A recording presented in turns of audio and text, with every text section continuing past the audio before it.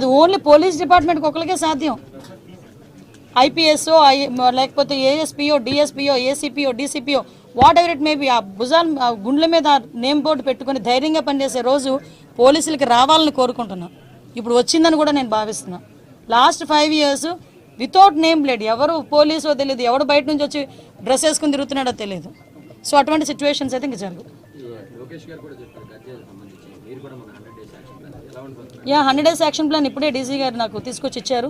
ఒకసారి దీని మీద నేను కూడా చదివి ఒకసారి ఇంకా ఏదైనా మాట్లాడాలనుకుంటే కనుక నేను పై ఆఫీషియల్స్తోని, అదేవిధంగా దీనికి రిలేటెడ్గా డ్రగ్స్ రిలేటెడ్గా ఉన్న శాఖలు చాలా ఉన్నాయి. ఇప్పుడు ఫర్ ఎగ్జాంపుల్ డీఅడిక్షన్ సెంటర్స్ ఉంటాయి, డిపార్ట్మెంట్ ఆఫ్ హెల్త్, అదేవిధంగా మనకి ఫారెస్ట్ డిపార్ట్మెంట్తో మాట్లాడాలి, ఎక్సైజ్ డిపార్ట్మెంట్ వాళ్ళతో మాట్లాడాలి. ఇలాంటి అన్ని డిపార్ట్మెంట్స్తోని కూడా ఒకసారి మాట్లాడి కూలంకషంగా ఉండి ఒకటైతే క్లియర్, ఈ 100 days ప్లాన్లో కంపల్సరీగా గంజాయి డ్రగ్స్ రవాణా అన్నది మ్యాక్సిమం తగ్గిస్తాం. దాని మీదే మేమందరం కూడా వర్కౌట్ చేస్తాం. లాస్ట్ గవర్నమెంట్ లో చంద్రబాబు గారి మీద, తర్వాత చాలా మంది టీడీపీ లీడర్ల మీద కేసులు పెట్టారు. సిఐడికి అంటే సిట్ అంటే వాటి మీద మళ్ళీ మీరు రివ్యూ చేస్తారు, వాటి మీద కేసులు ఎత్తేస్తారా? ఎందుకు కేసులు ఎత్తాలి? దేనికి కేసులు ఎత్తాలి? ఈరోజు తెలుగుదేశం పార్టీ ఆఫీస్ మీద దాడి జరిగింది. ఈరోజు ఆ దాడి జరిగిన ఇష్యూ గురించి ఎంతవరకు వచ్చింది ఏంటన్నది మేము కూడా తెలుసుకోవాలి. చాలామంది చంద్రయ్యని పేక్ కోసి చంపారు, ఇంకా చాలామంది విషయాలు చాలా అన్యాయాలు జరిగినాయి. అలాగని తెలుగుదేశం పార్టీ వాళ్ళ మీద కాదండి, మామూలు నార్మల్ పబ్లిక్ మీద కూడా అక్రమంగా కేసులు బనాయించిన వాళ్ళు చాలామంది ఉన్నారు, బాధితులు చాలామంది ఉన్నారు. అవే కాకుండా ఎవరైతే వాళ్ళ తాలూకు అవినీతికి బలైపోయారో, వాళ్ళ తాలూకు అక్రమాలకి బలైపోయారో వాళ్ళు కనుక వచ్చి మా కేసు రీఓపెన్ చేయండి, మా కేసు మళ్ళీ చెప్పండి అంటే కనుక డెఫినెట్గా మేము ఆ కేసు రీఓపెన్ చేస్తాము. మళ్ళీ రీఎంక్వైరీ చేసి వాళ్ళకి బాధితులు ఎవరైతే ఉన్నారో వాళ్ళకి న్యాయం చేసేటట్టు చేస్తాం.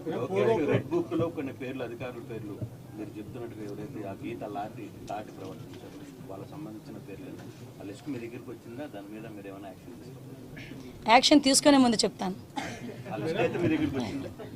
యాక్షన్ తీసుకునే ముందు చెప్తా. హోమ్ మినిస్టర్ సందర్భంగా ముఖ్యమంత్రి చేతిలో కీలుబొమ్మలాగా వ్యవహరించారని ఆరోపణలు ఉన్నాయి. పక్కన పెట్టారు. ఈసారి మీ మాకు హోమ్ మినిస్టర్ ఎలా ఉండదు? నేను హోమ్ మినిస్టర్గా ఛార్జ్ తీసుకోక ముందే నేను కూర్చొని ఫీల్డ్ మీదకి వచ్చానంటేనే చంద్రబాబు నాయుడు గారు కానీ లోకేష్ గారు కానీ వెనకాల నుంచి నన్ను ఎంత ఎంకరేజ్ చేస్తున్నారు, ఫ్రీ హ్యాండ్ ఎంత ఇచ్చారు అనేది మీకు అర్థం అవ్వాలి. ఈరోజు హోమ్ మినిస్ట్రీ అనేది ఏదో ఎవరో చేతుల్లో పెట్టుకుని చేయడానికి చంద్రబాబు నాయుడు గారు అక్కడ, జగన్మోహన్ రెడ్డి కాదు అక్కడ, చంద్రబాబు నాయుడు గారికి ఎవరి సమర్థత ఏంటన్నది క్లియర్గా తెలుసు. దానికి సంబంధించి ఇచ్చారు. నా విషయంలో అయితే ఆ రోజు నేను ఒకటే చెప్తున్నా, ఏ పోలీసులతో అయితే నేను అవమానపడ్డాను అదే పోలీసులు దగ్గర నన్ను గౌరవంగా నిలబెట్టిన ఘనత కూడా చంద్రబాబు నాయుడు గారికి దక్కింది. చంద్రబాబు నాయుడు గారు ఏదైతే ఆలోచిస్తున్నారో ఆ ఆలోచనకు అనుగుణంగా మేమందరం కలిసికట్టుగా కోఆర్డినేషన్తో ఎవ్వరికి ఇబ్బంది లేకుండా మేము అడ్మినిస్ట్రేషన్ చేసుకుంటాం. నో ఊహించలేదు, ఎక్స్పెక్ట్ చేయలేదు. నేను మంత్రి ఇచ్చిన తర్వాత కూడా ఏ శాఖలు ఇస్తారో ఏదో సంథింగ్ చూసుకున్నాను తప్పించి, ఒక్క నిమిషం హోంశాఖ అనేసరికి కాళ్ళు చేతులు చల్లబడినాయి. బట్ తర్వాత చేయగలాలి, చేస్తాను అని చెప్పి నా మీద నాకే నమ్మకం వచ్చింది. బట్ ఇంక చాలు, ఇప్పుడే పెట్టా సిగ్నేచర్ చేద్దాం. ఎవ్రీథింగ్ పారదర్శకంగా ఉంటుందండి. ఒకటి మాత్రం క్లియర్, పని చెయ్యని వాడు ఎవరు ఈ 5 సంవత్సరాలు పని చేయరు, పని చేసేవాడు ఈ 5 సంవత్సరాలు పని చేస్తాడు. అది పెట్టుకోండి, అంతకుమించి ఇంక మీకేం క్లారిటీ కావాలి? ఎవరేసారు? 5 సంవత్సరాలు వేసుకున్నారు. ఇప్పుడు యాజ్ పర్ లా ప్రకారం వాళ్ళ ప్రయారిటీస్ ప్రకారం ప్రమోషన్స్ కానీ ఏదైనా వాళ్ళ తాలూకా సీనియారిటీ లిస్టుల ప్రకారమే జరుగుతాయి. ఓకే, అది దిశ పోలీస్ స్టేషన్ కాదండి బాబు, అది మహిళా పోలీస్ స్టేషన్. వీళ్ళకి డబ్బులు జనాలకు కాకుండా వాళ్ళు ఎలా ఖర్చు పెట్టుకోవాలి, వాళ్ళ తాలూకా కాంట్రాక్టర్స్కి ఎలాగ డబ్బులు ఇచ్చుకోవాలి అన్న కాన్సెప్ట్ మీద పనిచేస్తే అన్ని నేమ్ బోర్డులు మారుతాయి. వాళ్ళు ఏదో కాంట్రాక్ట్లు ఇచ్చుకోవడానికి డబ్బులు గవర్నమెంట్ నుంచి అవినీతిగా అక్రమంగా లాక్కోవడానికి చేసిన కార్యక్రమాలు. దిశ పోలీస్ స్టేషన్ కాదు, అది మహిళా పోలీస్ స్టేషన్. మేము యాజ్ సూన్ యాజ్ బోర్డులు కూడా మారుస్తాం. అలా తెలుగుదేశం పార్టీ, జనసేన, బీజేపీ కావాల్సినట్టు అక్కడ పాచికలు పని అని చెప్పి మా పార్టీ కానీ జగన్మోహన్ రెడ్డి గారిది కానీ మాది కానీ అభిప్రాయం. అదేవిధంగా రేపు రాబోయే రోజుల్లో ఈ 6 నెలలు కూడా కొంత టైం ఇచ్చి చూద్దాము. ఆ తర్వాత చంద్రబాబు నాయుడు చెప్పినటువంటి దొంగ హామీలని ఎట్టి పరిస్థితుల్లోనూ నెరవేర్చలేడు. ఎందుకంటే ఇవాళ చూసాం సూపర్ 6 అని పెట్టాడు. ఆ సూపర్ 6లో 18 సంవత్సరాలు దాటినటువంటి ప్రతి మహిళకి 1500 పెన్షన్ ఇస్తా అన్నాడు. రేపు 1వ తారీఖు ఇస్తున్నాడా? దాని గురించి మాట్లాడట్లా. 3 గ్యాస్ సిలిండర్లు ఇస్తానని చెప్పాడు. దాని గురించి మాట్లాడట్లా, బస్సుల గురించి మాట్లాడట్లా. అదేవిధంగా బీసీ కానీ, ఎస్సీ కానీ, ఎస్టీ కానీ వర్గాలకి 50 సంవత్సరాలు దాటిన వాళ్ళకి పెన్షన్ ఇస్తానని చెప్పాడు సూపర్ 6లో. దాని గురించి మాట్లాడట్లా, అది ఎప్పుడు ఇస్తాడో చెప్పట్లా. అదేవిధంగా ఇంకోటి 20 లక్షల మందికి నిరుద్యోగులకి ఉద్యోగాలు ఇప్పిస్తాను, ఉద్యోగాలు కనుక ఇప్పించలేకపోతే ఈ లోపు 3,000 రూపాయలు నిరుద్యోగ వృత్తి కూడా ఇస్తానని చెప్పి సూపర్ 6లో పెట్టాడు. మొన్న తెలంగాణలో హరీష్ రావు గారు మాట్లాడుతూ చెబుతున్నాడు, చంద్రబాబు నాయుడు గారు చెప్పిన వాగ్దానాన్ని ఏమీ చెప్పాడు. 1000 రూపాయలు ఈయన పెంచింది. ఇప్పుడు వచ్చి 3,000 ఆల్రెడీ ఇచ్చేది జగన్మోహన్ రెడ్డి గారు. 3,000 ఇస్తా అంటే ఈయన వచ్చి 1000 ఇచ్చాడు. మీరు అక్కడ 2,000 ఇస్తా అంటే రేవంత్ రెడ్డి 4,000 చేయాలి కాబట్టి అక్కడ ఇబ్బంది పడుతూ ఉంటాడు. ఇంకా ఈయన సూపర్ 6 అని చెప్పి ప్రతి మహిళకి 1,500 రూపాయలు ఇస్తాడు 18 సంవత్సరాలు దాటిన వాళ్ళకి. మరి ఆ వాగ్దానం ఎప్పుడు చేస్తాడు? రేపు 1వ తారీఖు ఇవ్వరా? కాబట్టి తెలుగుదేశం పార్టీ ఆయన ఇచ్చినటువంటి వాగ్దానాలను, చంద్రబాబు నాయుడు చేసినటువంటి వాగ్దానాలని పక్కదారి పట్టించడానికి ఊరికినే మొన్నేమో పోలవరం వెళ్ళి వచ్చాడు సోమవారం, మళ్ళీ గురువారం ఏమో అమరావతి వెళ్ళి వచ్చి అక్కడ ఎన్ని తిరిగి ఈయన కాలక్షేపం కబుర్లు, కాలక్షేపం మాటలు, ఊరికినే ఆయన వెళ్ళి అటు ఇటు తిరిగి రావడం తప్పించి ఎప్పుడు నువ్వు సూపర్ 6 అమలు చేస్తున్నావు స్పష్టంగా చెప్పాలని చెప్పి మేము డిమాండ్ చేస్తున్నాం. Sir, home minister first target కొడాలని అని కూడా చెప్తాను. ఇప్పుడు ఇది ప్రజాస్వామ్య దేశం. ఎవరిని టార్గెట్ చేసుకున్నప్పుడు నేను పోయినంత మాత్రాన నన్ను టార్గెట్ చేస్తే వైఎస్ఆర్ కాంగ్రెస్ పార్టీ ఏం ఆగదు. జగన్మోహన్ రెడ్డి గారు ఇంటికి కూడా వీళ్ళు ఏం పీకలేరు. నన్ను కాదు, జగన్మోహన్ రెడ్డి గారినే టార్గెట్ చేస్తారు. ఇక్కడ మీరున్న సెక్యూరిటీ అంతా తీసేసి, గన్మెన్లను తీసేసి, ఇంకా 15 రోజులు ఎలక్షన్ జరగలేదు, కమిటీ సిఫార్సులు రాలేదు, ఇక్కడ మొత్తం అంతా కూడా సెక్యూరిటీ తీసేశారు కదా. తీసేసి ఎల్లో మీడియా కెమెరాలు పట్టుకొచ్చి జగన్మోహన్ రెడ్డి గారి ఇంట్లోకి ఎట్టెళ్ళాలి, గోడ దూకి ఎట్టెళ్ళాలి, ఇవన్నీ కూడా వాళ్ళే చూపిస్తున్నారు. కాబట్టి ఇక్కడ టార్గెట్ ఎవడు దొరికితే ఆ టార్గెట్. ఇటువంటి వాటికి భయపడే ప్రసక్తి లేదు. ఎవడెవడికి టార్గెట్, ఎవడెవడి చేతులు ఏం రాసి ఉందో అవన్నీ పైన ఉన్నటువంటి భగవంతుడు నిర్ణయిస్తాడు. ఎవరి టార్గెట్లు ఎవరికి ఏమవుతుందో చూద్దాం రాబోయే రోజుల్లో. అదేవిధంగా ఋషికొండలో కట్టినటువంటి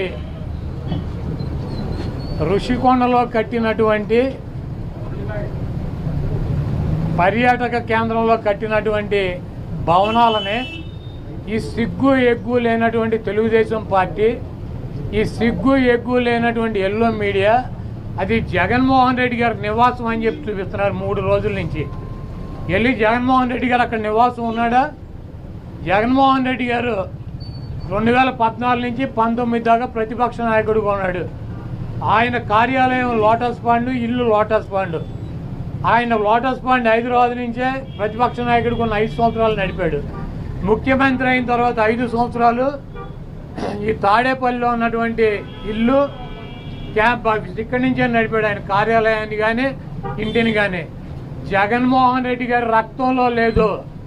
ప్రభుత్వం కట్టించినటువంటి ఇళ్లలో ఉండటం కానీ, ప్రభుత్వం కట్టించినటువంటి గెస్ట్ హౌస్లో ఉండేటువంటి కర్మ జగన్మోహన్ రెడ్డి గారికి పట్టల. జగన్మోహన్ రెడ్డి గారు వైజాగ్లో సొంత ఇల్లు కట్టుకున్నాక అక్కడ షిఫ్ట్ అవుతాడు. అంతేగాని టూరిజం ప్లేస్లో కట్టినటువంటి ఆ హౌస్లో జగన్మోహన్ రెడ్డి గారు వెళ్తాడని చెప్పి ఎవడు చెప్పాడు వీళ్ళకి, వెధవులకే? అది జగన్మోహన్ రెడ్డి గారి కోసం కట్టించుకున్నటువంటి ఇల్లు అని చెప్పి రకరకాలైనటువంటి కథనాలు రాస్తున్నారు. అది ఒక అంతర్జాతీయ రాజధానిగా తీర్చిదిద్దాలన్నదే వైఎస్ఆర్ కాంగ్రెస్ పార్టీ లక్ష్యం. దాన్ని రాజధాని చేయాలన్నదే ఆ రోజు నిర్ణయించుకున్నాం. కాబట్టి అక్కడ ఇంటర్నేషనల్ సెమినార్లు జరుగుతున్నాయి. అనేక మంది ఇంటర్నేషనల్ సంబంధించినటువంటి దేశ విదేశాల నుంచి అనేక మంది పారిశ్రామికవేత్తలు వస్తున్నారు. కనీసం వాళ్ళకి సౌకర్యం ఉండటానికి అవకాశం లేనటువంటి పరిస్థితి ఉంది. కాబట్టి ఉత్తరాంధ్రలో ఉద్దానంలో దాదాపు 700 కోట్ల రూపాయలు పెట్టి హాస్పిటల్ కట్టించారు కిడ్నీ పేషెంట్ల కోసం అని చెప్పి. అదేవిధంగా విజయనగరం కావచ్చు, లేదా పార్వతీపురం కావచ్చు, ఉత్తరాంధ్రలోనే 650 కోట్ల రూపాయలు పెట్టి ఒక్కొక్క మెడికల్ కాలేజీ కట్టించారు. అదేవిధంగా టూరిజం ప్లేస్లో అంతర్జాతీయ సంస్థలు కానీ వ్యక్తులు కానీ వచ్చినప్పుడు అక్కడ ఒక విధి ఉండాలని చెప్పి ఒక మంచి భవనాన్ని నిర్మిస్తే 7 బిల్డింగ్లు అయ్యి, ఒక బిల్డింగ్ కాదు 7 బిల్డింగుల్లో జగన్మోహన్ రెడ్డి గారు ఉండరు. 7 బిల్డింగులు కట్టారు. ఆ 7 బిల్డింగుల్లో 7 బ్లాకుల్ని చూపించేది జగన్మోహన్ రెడ్డి గారు 450 కోట్ల రూపాయలు పెట్టి ఇల్లు కట్టుకున్నారని చెప్పి ఈ దుర్మార్గమైనటువంటి ప్రచారం చేస్తున్నారు. ఇవన్నీ కూడా ప్రజలు గమనిస్తారు. చంద్రబాబు నాయుడుకి ఇచ్చినటువంటి వాగ్దానాలు నెరవేర్చలేక నీకు సూపర్ 6లో పెట్టినటువంటి వాగ్దానం 1500 రూపాయలు ఇస్తానని చెప్పావా, చెప్పలేదా? 18 సంవత్సరాలు దాటిన వాళ్ళకి రేపు 1వ తారీఖు నీకు దమ్ముంటే 20 లక్షల మంది నిరుద్యోగులకు 3000 ఇస్తానని చెప్పావా లేదా? దాని గురించి చెప్పండి. నువ్వు దొంగ వాగ్దానాలు చేసి అధికారంలోకి వచ్చావు. నువ్వు దాని గురించి మాట్లాడండి ముందు.